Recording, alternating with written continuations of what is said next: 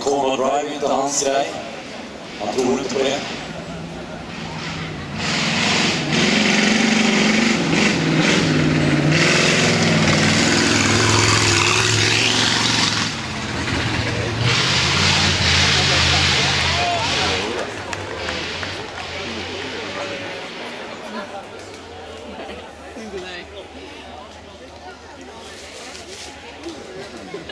Och nu kommer Johan Renck.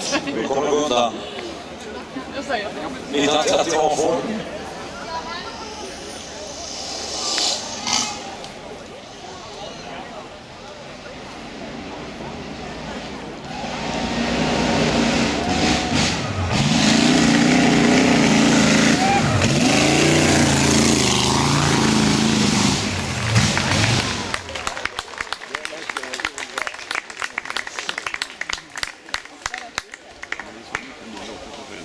Nu ska vi se om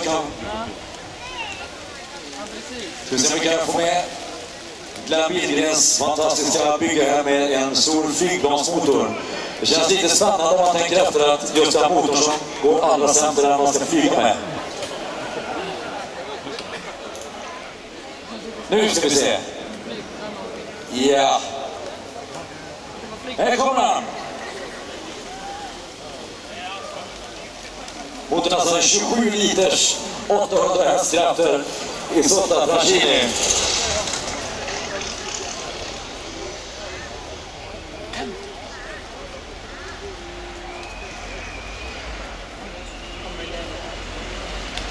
När man har så många cylindrar så är det skitjobbigt att man får locka på siktet och ska försöka hitta bensin.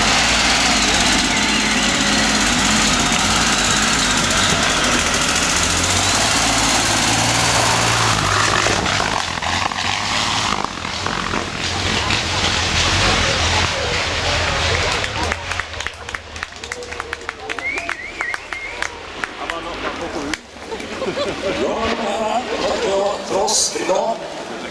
Och hoppas vi ses om ett år igen.